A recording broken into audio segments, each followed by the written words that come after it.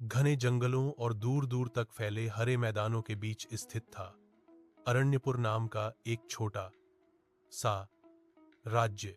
यह राज्य जितना शांत था उतना ही समृद्ध भी।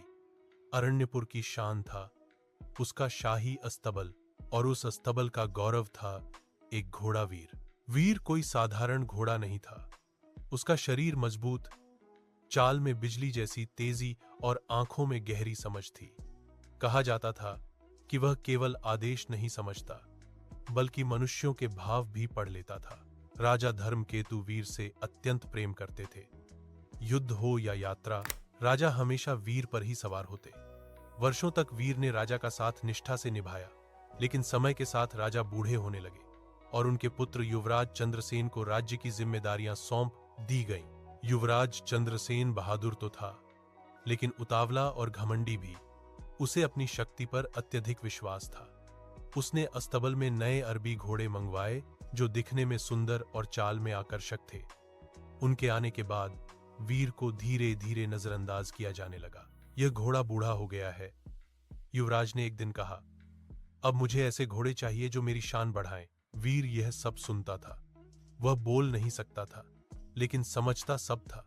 उसके मन में कोई क्रोध नहीं था, बस एक शांत स्वीकार्यता थी। वह जानता था कि समय बदलता है और साथ ही लोगों की प्राथमिकताएं भी। कुछ महीनों बाद अरण्यपुर पर संकट आ पड़ा। पड़ोसी राज्य कालकेतु ने अचानक आक्रमण कर दिया। उनकी सेना संख्या में अधिक थी और युद्ध नीति में भी चालाक।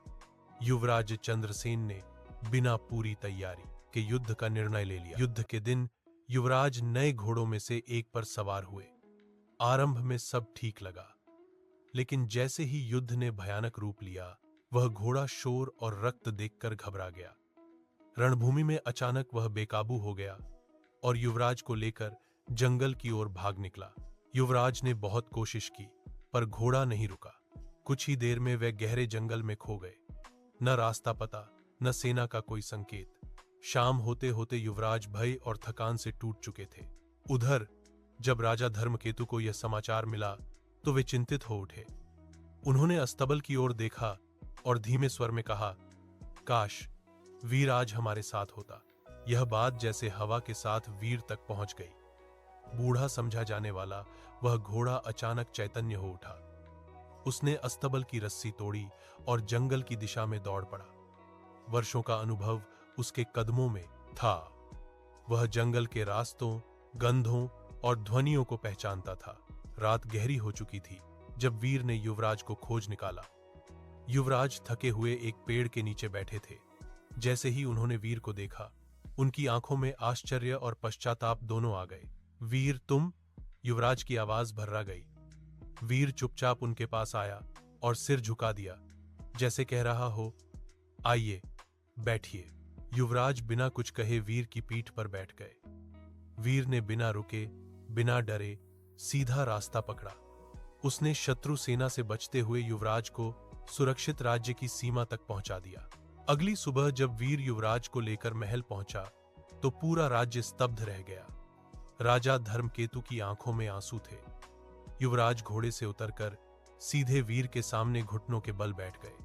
मुझे क्षमा कर दो, युवराज ने कहा। मैंने तुम्हें कमजोर समझा, जबकि असली शक्ति अनुभव और निष्ठा में होती है। उस दिन के बाद वीर को फिर से वही सम्मान मिला, बल्कि पहले से भी अधिक। युवराज ने युद्ध की रणनीति बदली, धैर्य और सलाह को महत्व देना सीखा और कुछ समय बाद कालकेतु की सेना को बुद्धिमानी से पराजित किया। वीर जीवन भर अस्तबल में नहीं, बल्कि राज्य के इतिहास में अमर हो गया। नैतिक शिक्षा, अनुभव, निष्ठा और धैर्य को कभी कमजोरी न समझें। बाहरी चमक भले ही आकर्षक हो, लेकिन सच्ची शक्ति भीतर होती है।